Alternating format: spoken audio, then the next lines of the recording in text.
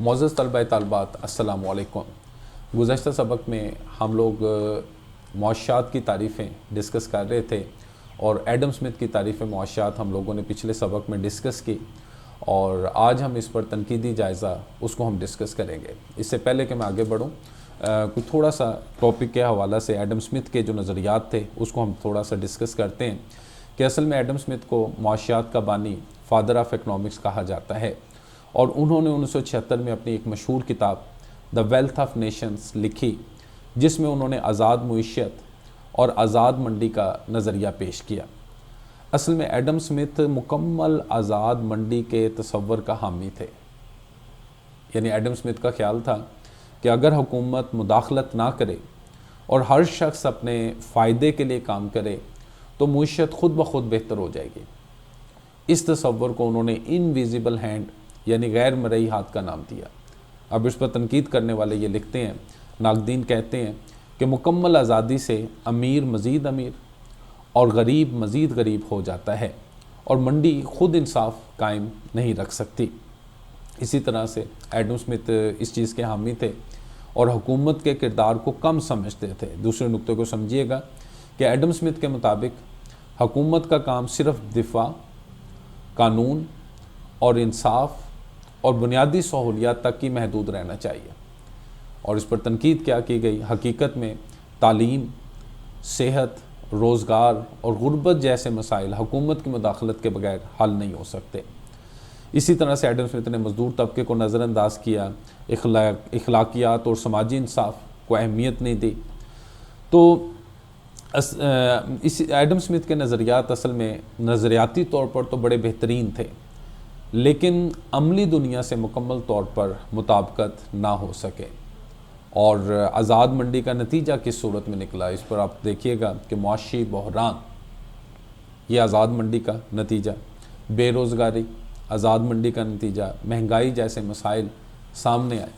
تو یہ آزاد منڈی کے جو تصور جو اس نے ایڈم سمتھ نے بیان کیا، تو ایڈم سمتھ پر تنقید کی اصل وجہ یہی تھی کہ انہوں نے آزاد منڈی پر حد سے زیادہ اعتماد کیا، حکومت اور سماجی انصاف کو کم اہمیت دی۔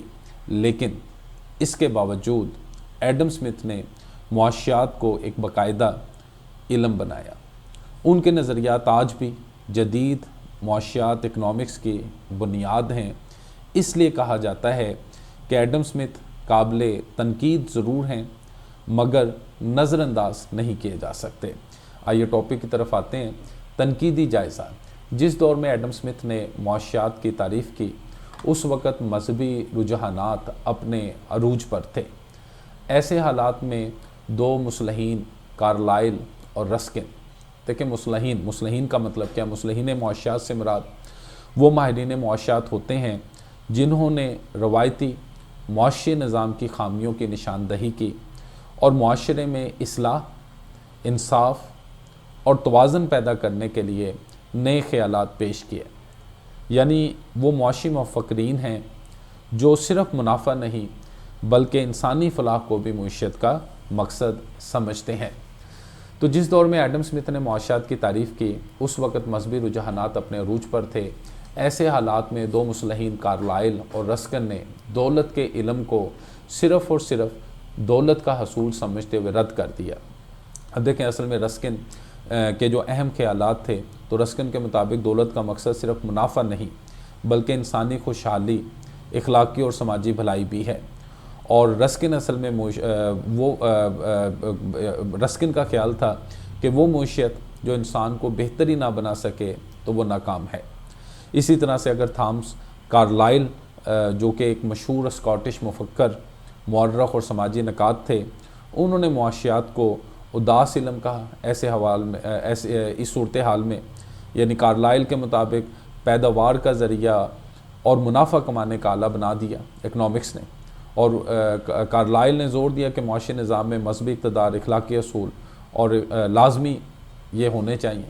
تو بہرکیف مصلحین کارلائل اور رسکن نے دولت کے علم کو صرف اور صرف دولت کے حصول سمجھتے ہوئے رد کر دیا اور درج ذیل اعتراضات کیے۔ خود غرضی کا علم۔ رسکن اور کارلائل کے نزدیک دولت کا حصول انسان کو لالچی اور خود غرض بنا دیتا ہے۔ اس لیے انسان صرف دولت کا پجاری بن کر رہ جاتا ہے اور ہر وقت دولت کے حصول کے لیے منصوبے بناتا رہتا ہے۔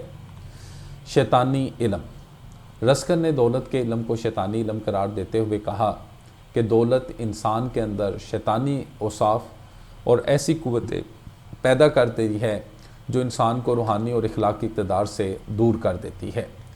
محدود تصور یعنی لمیٹڈ کنسیپٹ۔ ایڈم اسمتھ نے معاشیات کو دولت کے حصول تک محدود کر کے روحانی اور اخلاقی جذبات سے بالکل الگ کر دیا، جو اس علم کی وسعت کو محدود کر دیتا ہے۔ حالانکہ علم معاشیات میں دولت کی بجائے انسان کی معاشی زندگی کا مطالعہ کرنا چاہیے تھا۔ دولت کا علم، تو ایڈم اسمتھ نے دولت کو فوکس کیا۔ کارلائل اور رسکن کے مطابق ایڈم اسمتھ نے معاشیات کو صرف اور صرف امیروں کا علم قرار دیا اور کہا کہ دولت کا حصول صرف امیروں تک محدود ہوتا ہے، اس لیے ایسا علم جو غریبوں کے معاشی مسائل کا جائزہ نہ لے اچھا نہیں۔ تو کتنے تنقید کی گئی ایڈم اسمتھ کی جو تعریف بیان کی، جو اکنامکس کا کنسیپٹ پیش کیا۔ تعریف کا تنقیدی جائزہ۔ اگرچہ معاشیات کی تعریف میں دولت کے تصور کو بہت ہی زیادہ اہمیت دی گئی، بے جا اہمیت دی گئی ہے، لیکن اصل میں دولت بذات خود کوئی مقصد نہیں، بلکہ اس کے حصول کا مقصد انسانی ضرورتوں کو پورا کرنا ہے، کیونکہ کوئی ضرورت دولت کے بغیر حاصل نہیں ہوتی۔ انسان کو اپنی فلاح میں اضافہ کی خاطر اشیاء اور خدمات کی ضرورت پڑتی ہے، حقیقت ہے، جو دولت کے بغیر حاصل نہیں ہو سکتی۔ دولت کو انسان کی خواہشات کو پورا کرنے کے لیے استعمال کیا جاتا ہے، اس لیے یہاں اولین اہمیت دولت کو نہیں بلکہ انسانی فلاح کو ہے، انسانی بہتری کو ہے۔ بس دولت بذات خود کوئی بری چیز نہیں، بری شے نہیں، بلکہ اس کا استعمال برا یا اچھا ہو سکتا ہے۔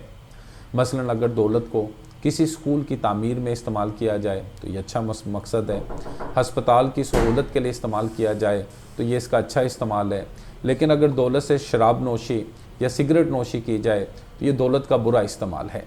اس لیے قصور دولت کا نہیں بلکہ اس کے استعمال کرنے کا ہے۔ گویا معاشیات بحیثیت دولت کا علم کوئی برا نقطہ نظر نہیں۔ تو آج کے لیے یہاں تک، انشاءاللہ اگلے سبق میں پھر سے میں حاضر رہوں گا۔ اپنا خیال رکھیے گا۔ اللہ حافظ۔